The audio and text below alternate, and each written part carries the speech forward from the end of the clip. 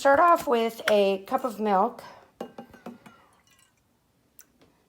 and we'll put that in this bowl for now. And we need to have 2 eggs, 2 large eggs usually.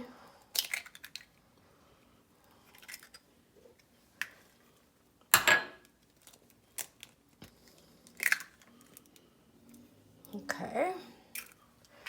Now we're going to take both of these ingredients and we're going to put them in this bowl over here, and you just need a fork to whisk them together. By the way, we're making soft shell crabs. So you're going to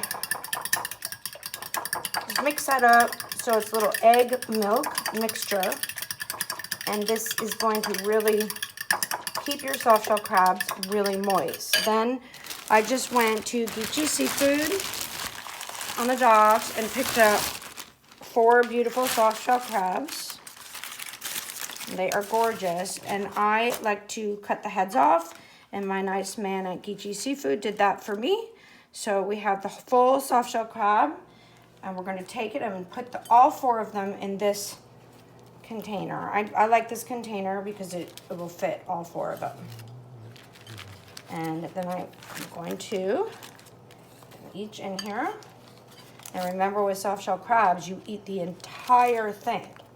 And oops, we left a little claw there, so let's put that in. Then you're going to take this mixture and you're going to pour it over the soft shell crabs. So it covers it just that much is good. And then what I do is I take them and move them around a little bit to make sure it's underneath and on top. And then I squish them down because they're very soft to make sure they're all in there. And I'm going to leave them in here for about an hour before I do the next step. So now that my crabs have been soaking for an hour, I flip them over a couple times and I make my mixture of flour and breadcrumbs, and I've already measured it out. So I do 3 cups of breadcrumbs just to make sure I have enough to cover them adequately. It's probably enough for 6 crabs, but I've got 4. And then I use a little bit of all-purpose flour because it helps with the binding. So you just need to mix it up with your hand. And this is kind of a messy part because you are then going to take your crabs and put them into this mixture and coat each side really well. So you start with the first crab gently because they're very fragile, these guys. And I just kind of put the flour over them and I pat it on. And I do that on both sides to make sure that it's really stuck on there. And then I just take the crabs and put them on a plate. And I'll show you one more. And lift up the breadcrumbs and flour mixture. And put them on the plate and really make sure even the legs are covered because those are a delicious part of the crab. So now that you have that, after you finish them all, you can get cooking. So I did 3 tablespoons of butter. I use the Kerrygold because I like the flavor. And I pour in just a little bit of vegetable oil with that. And while that is warming up,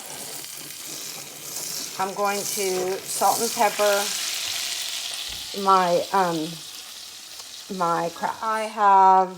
After I've salt and peppered them pretty well, I bring them pretty close to the pan over here, and I just place one in at a time. You don't want it real high, but high enough so the breadcrumbs don't start falling off. And I usually just cook 2 at a time.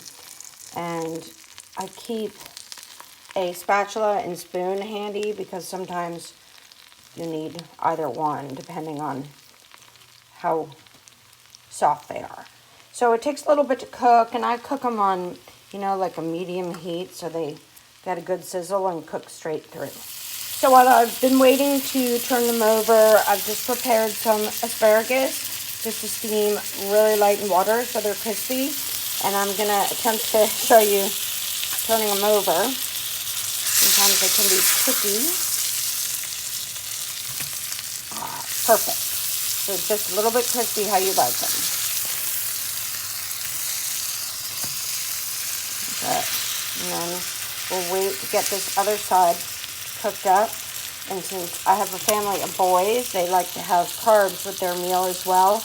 And I usually like to serve it with rice, but tonight they chose some pasta, so I'll be doing that at the same time. So the first ones are done, and I always can tell that they're done when they're just not soft. They're a little tender, but not soft. So I have my next two on, and my asparagus cooking, and my water getting ready to boil for the pasta.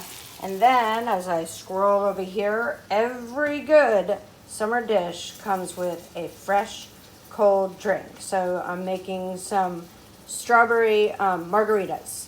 So I'll be back with you in a bit. So on my strawberry margaritas, I just take the tops off and put them right in my blender. And I usually like to use my Casamigos, but as you can see, it's almost gone. So I'm trying out a new tequila tonight. It's a beautiful bottle, and my liquor man recommended it with just a little bit of agave syrup because these strawberries are very sweet already. So I'm going to get that going and get back to the crabs, which are almost done on one side, getting ready to flip. So in my family, it's serve yourself and leave all the bowls out, and everyone can get their food when they're ready. So I have my strawberry margarita with a few frozen blueberries on the top and my dinner, and I hope you all enjoy making this delicious summer dinner.